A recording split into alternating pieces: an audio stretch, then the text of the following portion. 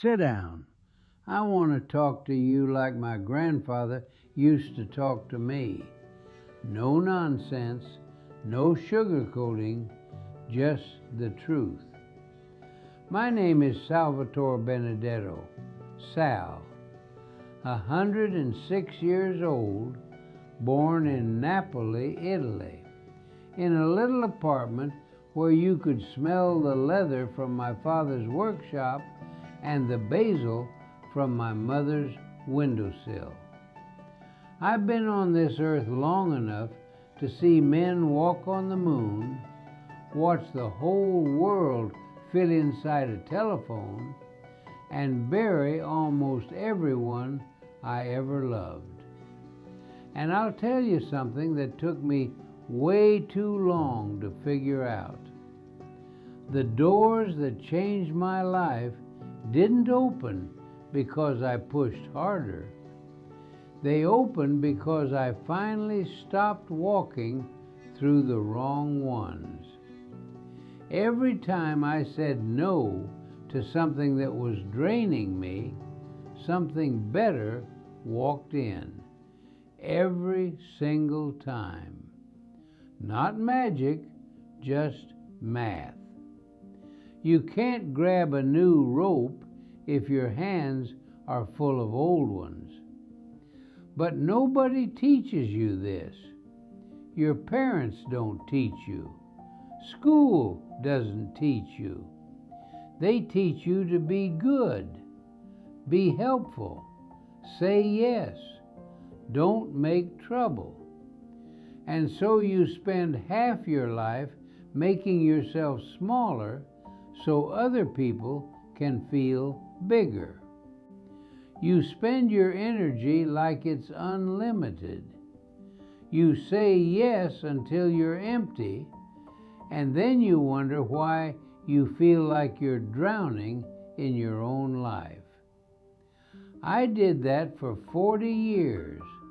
40 years. So let me save you some time.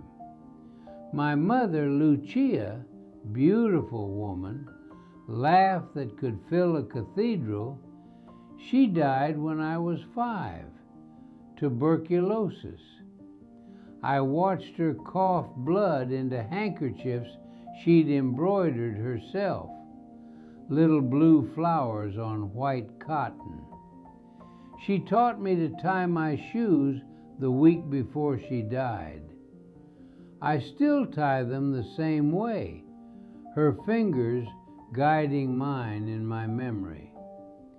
After she was gone, it was just me, my father Enzo, and my sister Rosa. We came to America in 1928. I was 8 years old, $40 in my father's pocket, a leather satchel of cobbler's tools, and not one word of English between us. We landed in Bensonhurst, Brooklyn. 15 people in a 2-room apartment, 1 bathroom, 4 different Italian dialects being screamed at each other every night.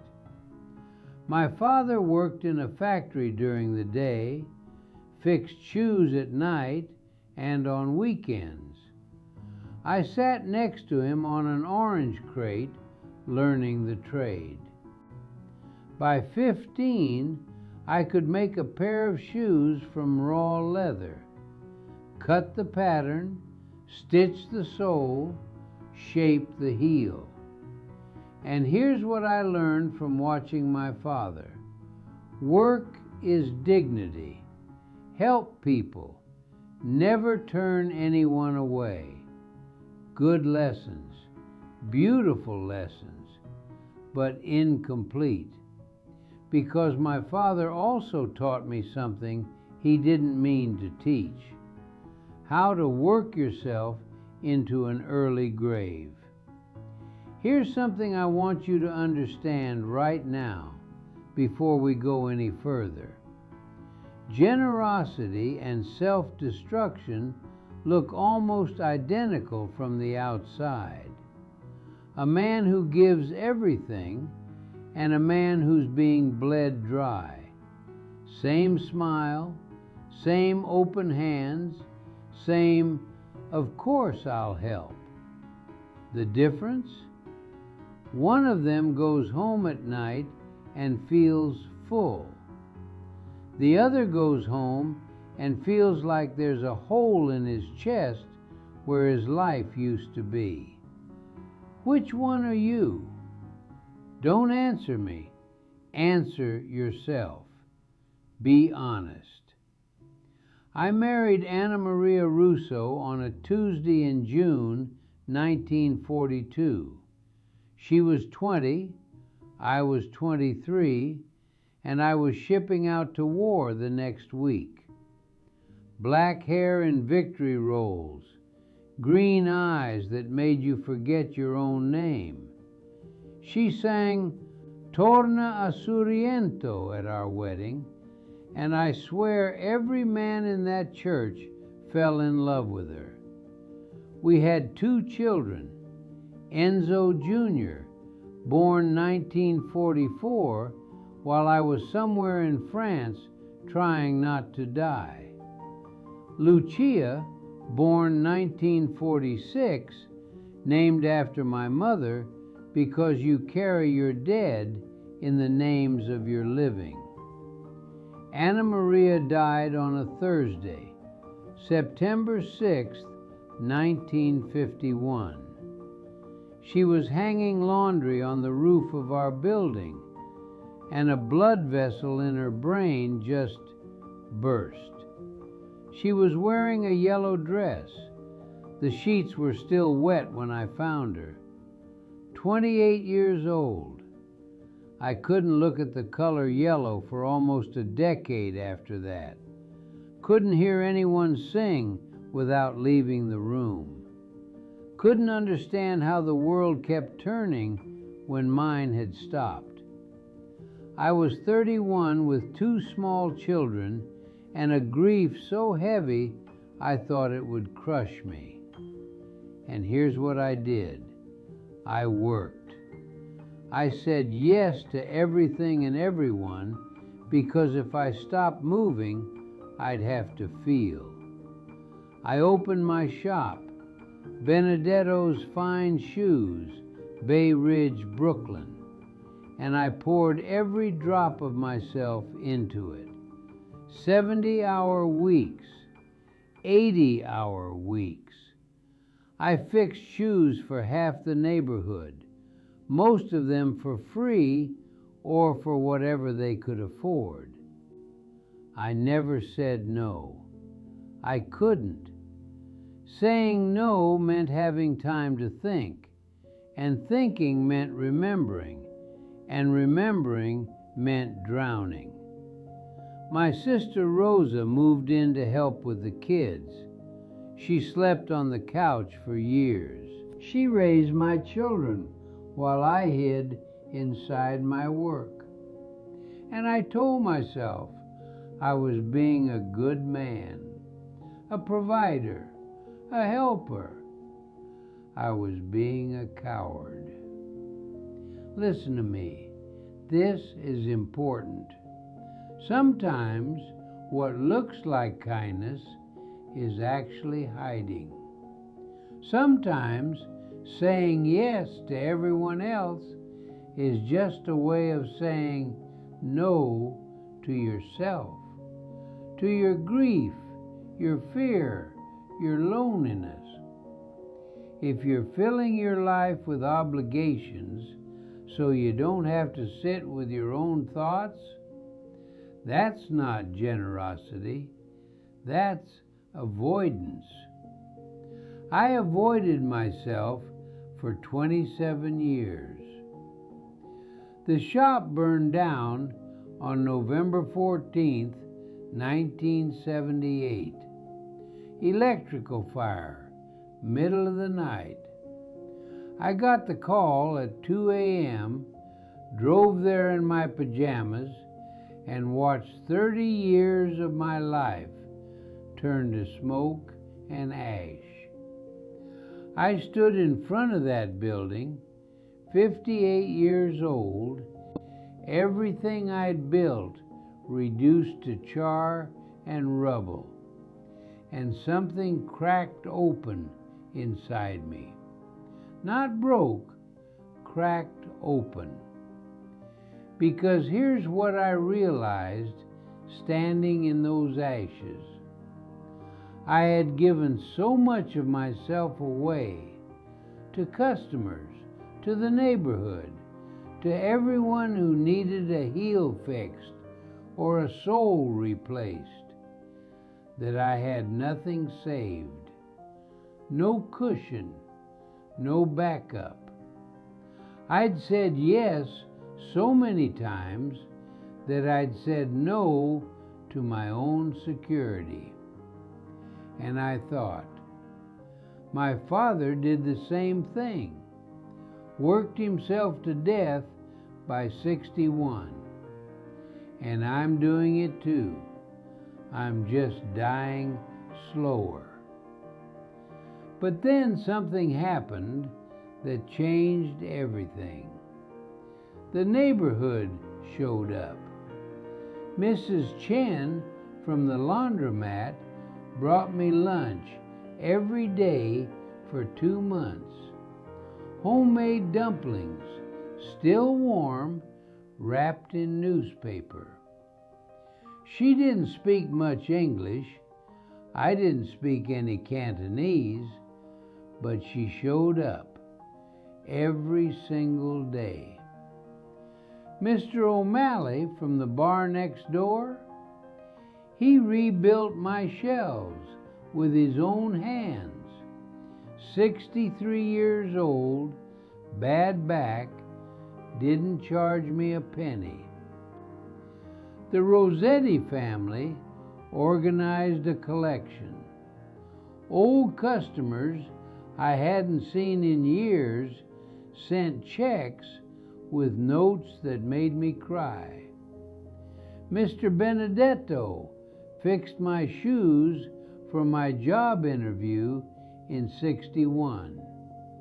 I got that job. Here's what I can give back. The community carried me.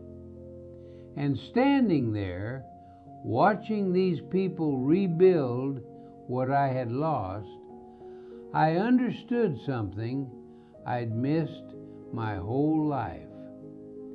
The people who truly love you don't need you to destroy yourself for them. They show up because of who you are, not what you do. Those customers who took advantage, the ones who always needed a rush job, always had a sob story, always disappeared when I needed something, they were nowhere, nowhere. But the people I had real relationships with, mutual ones, honest ones, they were there with hammers and paintbrushes and plates of food. That's when I learned to tell the difference. So let me ask you something right now. Think about the people in your life, the ones you say yes to. How many of them would show up if your life burned down? Not with sympathy, with hammers, with food, with time and sweat and money and whatever you needed. Some of them would, absolutely. Hold on to those people with everything you have. But some of them wouldn't, and you know who they are. You've always known. Those are the ones you need to start saying no to. I reopened the shop in 1979. Smaller space, same heart, but I did something different.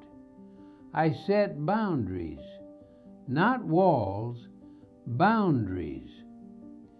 Tuesday, August 7th, 1979. I remember because it was the first time I said no to a customer in 27 years. Man came in, let's call him Frank, though that wasn't his name, wanted me to fix his shoes by tomorrow. Rush job. Come on, Sal, you always come through. Old me would have said yes, would have stayed until midnight, skipped dinner, hurt my back hunching over the bench. New me said, Frank, I can have them ready by Thursday.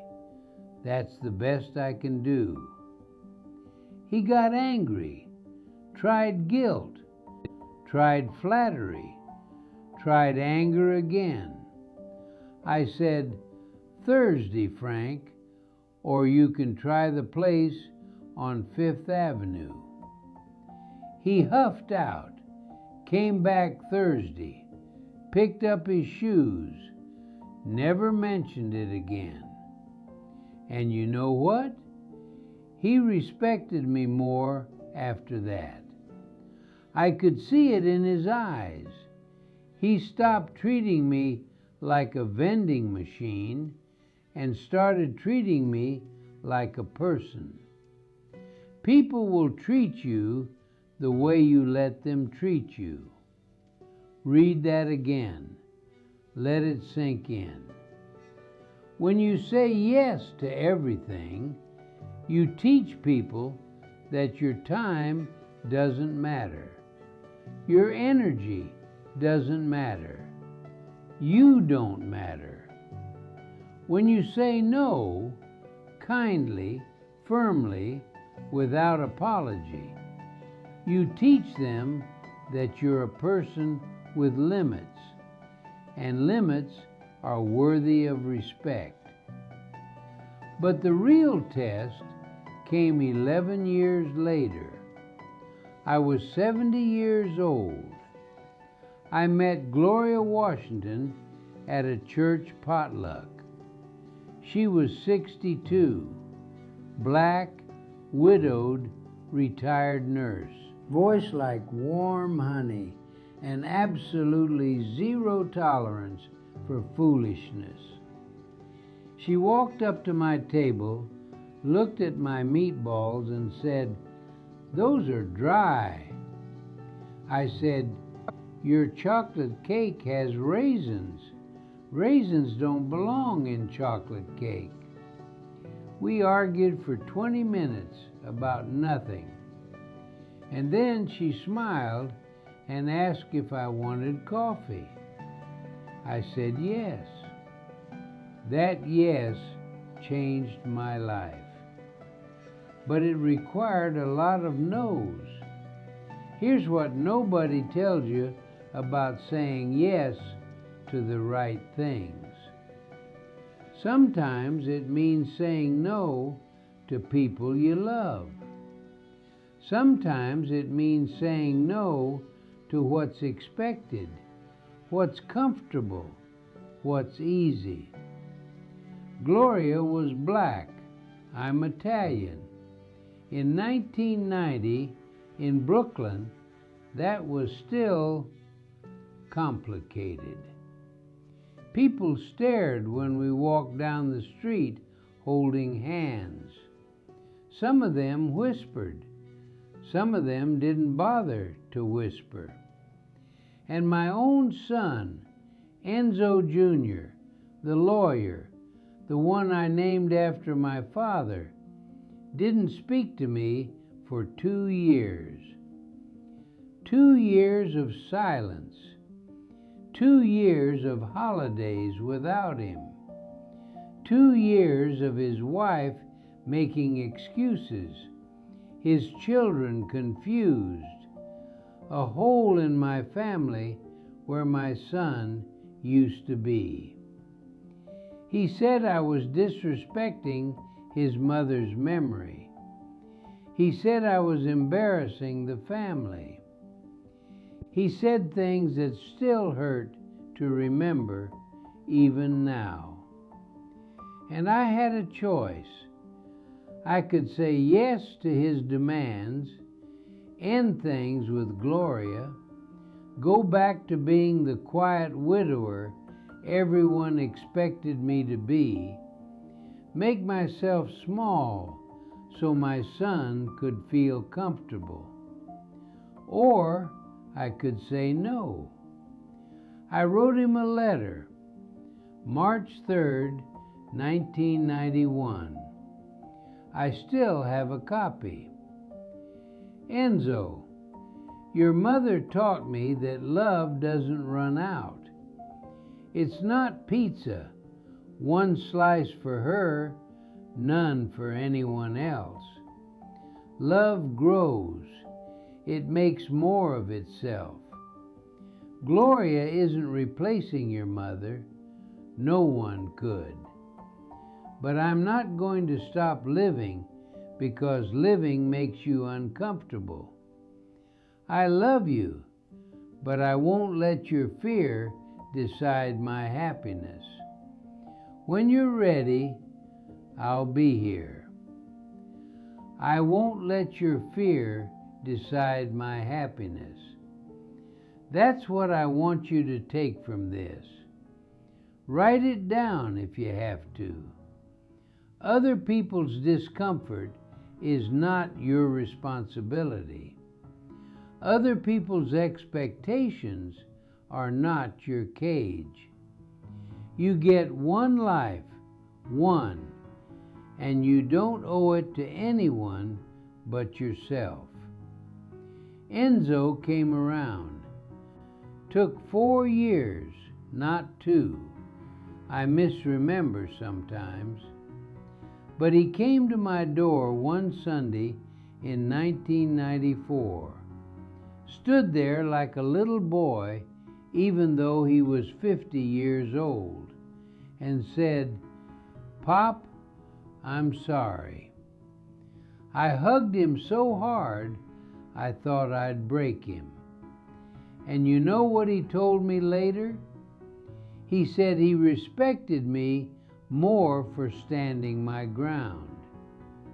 He said watching me choose my own happiness, even when it was hard, taught him something he needed to learn. Sometimes saying no to someone is the best thing you can do for them. Sometimes it shows them what self-respect looks like. Sometimes it gives them permission to do the same thing in their own life. Gloria and I got married April 20th, 1991. 33 years together. 33 years of arguing about Sinatra versus Nat King Cole. She was wrong, by the way. It's Sinatra. But I let her think it was a debate. 33 years of her collard greens and my pasta from scratch. 33 years of holding hands while people stared and not caring one bit. She died in her sleep, January 20, 24, 95 years old. I woke up holding her hand, and it was still warm. I miss her every single day. The way she hummed while she cooked. The way she'd smack my arm when I made a bad joke. The way she made me feel like the world was bigger than my grief. But I don't regret one moment, not one. Because I said yes to her, and that required saying no to everyone who thought I shouldn't. Here's what I want you to do, not tomorrow, now. Get a piece of paper, write down 3 things. 1, Something you keep saying yes to that makes you feel empty. Not just tired, empty, hollow, like you're slowly disappearing. 2. Something you've been wanting to say yes to, but you're scared. Scared of what people will think. Scared of being judged. Scared of failing. 3. The name of one person who needs to hear no from you. You know who it is. You've known for a while. Now here's the hard part. Do something about it. The first one, stop. Just stop. You don't need a dramatic exit. You don't need a confrontation. You just need to stop saying yes. The second one, start. Take one step. Make one call. Send one email. Buy one ticket. Whatever it is, move toward it. The third one, say it. Kindly, firmly, without apology. I can't do that. That doesn't work for me. Not this time. You don't have to explain. You don't have to justify. You just have to say it. I'm 106 years old. I make my espresso every morning in the same mocha pot I brought from Italy in 1928. I still tie my shoes the way my mother taught me. I still make shoes sometimes, even though my fingers are gnarled with arthritis, and the stitches aren't as clean as they used to be. I've learned that every door that opens in your life requires you to close another one. You can't walk through every door. You don't have enough time, enough energy, enough life. So choose. Say no to the things that drain you, so you can say yes to the things that fill you. Say no to the people who use you, so you can say yes to the people who see you. Say no to the life everyone else expects, so you can say yes to the life you actually want. My father worked himself to death by 61. I almost followed him. But I learned late, too late in some ways, but not too late to matter, that saying no isn't selfish. It's survival. It's wisdom. It's love. For yourself and for the people who actually deserve your yes. The doors that matter don't open because you knock on all of them. They open because you finally stop knocking on the wrong ones. Arrivederci. Go live your life. And when someone asks you for something that costs you your peace, your health, your joy, you know the answer. You've always known. Now say it.